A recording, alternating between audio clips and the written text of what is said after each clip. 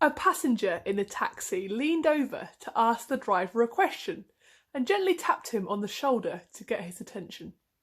The driver screamed, lost control of the cab, nearly hit a bus, drove up over the curb and stopped just inches from a shop window. For a few moments, everything was silent in the cab. Then, shaking, the driver said, "Are you okay? I'm so sorry, but you scared the daylights out of me." The badly shaken passenger apologised to the driver and said, "I didn't realise that a mere tap on the shoulder would startle someone so badly." The driver replied, No, I'm the one who is sorry. It's entirely my fault. Today is my very first day driving a cab. I've been driving a hearse for 25 years. What has startled, frightened, or terrified you this week? As the nights draw in and the sun takes a little longer to wake up in the morning, I'm increasingly going for my daily run in the dark. Familiarity with my route or trusty Google Maps means that light is not really necessary to illuminate my way, but veiled in the darkness, I have been terrified this week by images which, although perfectly safe in the light, appear dangerous in the dark. My heart has missed a beat because of a tree branch appearing to be an owl, a shop mannequin appearing to be a scary man, and a plastic skeleton appearing to, be a real skeleton. In the darkness, fear sets in. But in the bright light of day, our fears are stilled. If we are afraid of flying, or spiders, or heights, or thunder, or public speaking, or darkness, this fear is often only temporary. Most of the time we can avoid these things. But what about deeper fears which may lie within us? A fear of failure, or a fear of success? A fear of dying, or a fear of not living your best life? A fear of not being good enough, or a fear of being who you truly are? A fear of loss, or a fear of not being in control?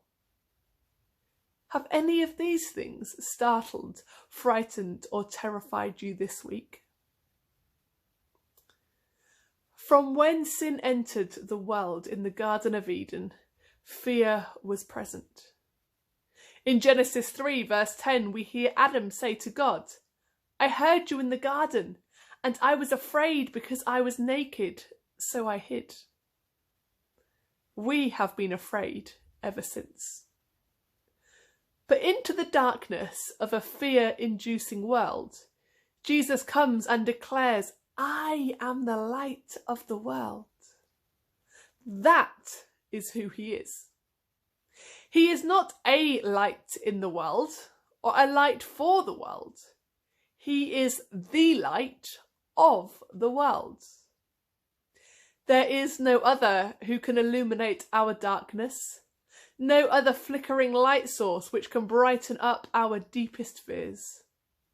We, as individuals, as a church, as a community, and as a world, often find ourselves fearfully grappling around in the dark.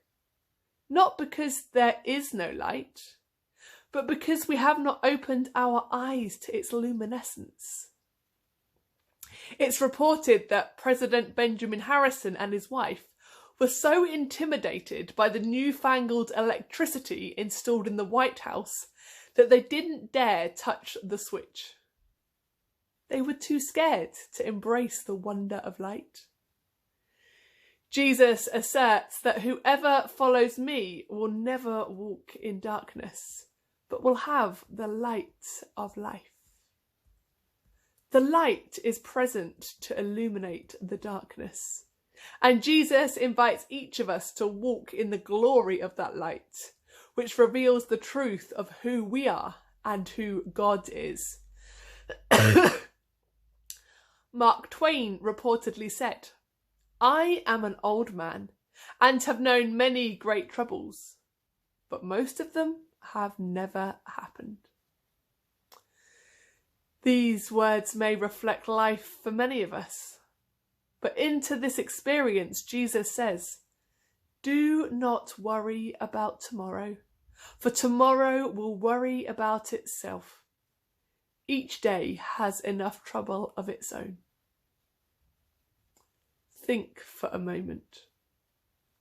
What have you not done in your life because you are afraid? It's wrong to think that fear is always a negative thing. Fear keeps us safe. If we had no fear, why would we bother checking both ways when we cross the road? Why would we mind the gap between the train and the platform? Why would we not put our hands through the railings at the zoo? Fear is helpful. Being a slave to fear is not. Being a slave to fear denies the power and presence of a God of light. The psalmist writes in Psalm 27 verse 1, "The Lord is my light and my salvation, so why should I be afraid? The Lord is my fortress, protecting me from danger, so why should I tremble?" Life presents us with many reasons to be afraid. In the darkness, when we cannot see clearly, we have every reason to tremble. American theologian Frederick Buechner wrote this: "Here is the world. Beautiful and terrible things will happen. Don't be afraid." But of course, sometimes we are afraid, and that's normal. Our lives hold so much complexity of ups and downs, joys and sorrows, love and loss, sometimes at the exact same time. Max Lucado says this: "The presence of fear does not mean you have no faith.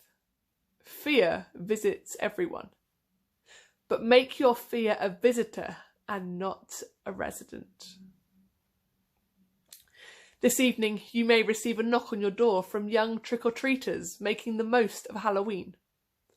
Whatever your thoughts are on Halloween, it is increasingly celebrated by families in our communities, giving us increasing opportunities to celebrate light and point people to the light of the world.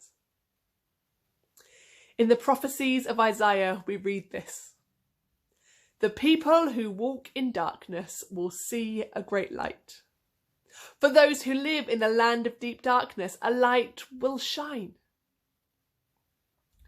Because of Jesus' presence in the world, we no longer have to face our days with darkness. We no longer have to endure a constant night. When Jesus came into the world and comes into our lives, he illuminates the truth of who we are and who he is. The darkness lies to us. The darkness tells us we must be afraid because we will never be good enough. The darkness tells us we must be frightened because we are all alone. The darkness tells us we must be scared because things will never get better. The darkness tells us we must be fearful because evil will have the last word. But the light of Christ illuminates the darkness and helps us to see things as they really are. The light of the world reveals the truth. The light tells us we need not be afraid because through Christ we are more than enough. The light tells us we need not be frightened because we are never alone. The light tells us we need not be scared because we have the hope of a glorious future. The light tells us we need not be fearful because Jesus has already had the last word. The light tells us who we really are, destroying the false identity darkness would put upon us. 1 Peter 2 verse 9 tells us, "But you are a chosen people, a royal priesthood, a holy nation, God's special possession. that you may declare the praises of him who called you out of darkness into his wonderful light. When we know who we are and whose we are, all that threatens to make us fearful is overtaken by all that makes us hopeful. All threats to our safety, whether they be physical, emotional, or spiritual, meet more than their match in the light of God. A mother and her 4-year-old daughter were preparing to go to bed. The child was afraid of the dark, and the mother, on this occasion alone with the child, felt fearful also. When the light was out, the child caught a glimpse of the moon outside the window. "Mummy," she asked, "is the moon God's light?" "Yes," said the mother. The next question was, "Will God put out his light and go to sleep?" The mother replied, "No, my child, God never goes to sleep." Then, out of the simplicity of a child's faith, she said something which gave reassurance to the fearful mother. "Well, as long as God is awake, there is no sense both of us staying awake." What are you afraid of today? What anxieties are holding you back from living an abundant life? Do you live in a constant state of fear?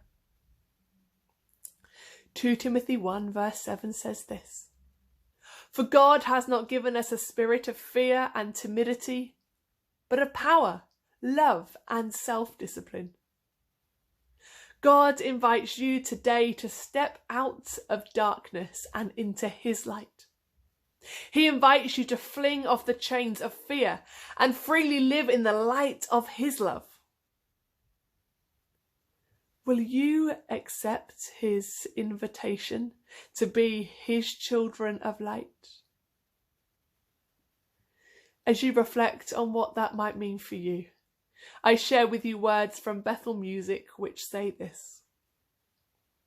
"You split the sea so I could walk right through it. My fears are drowned in perfect love. You rescued me and I will stand and sing.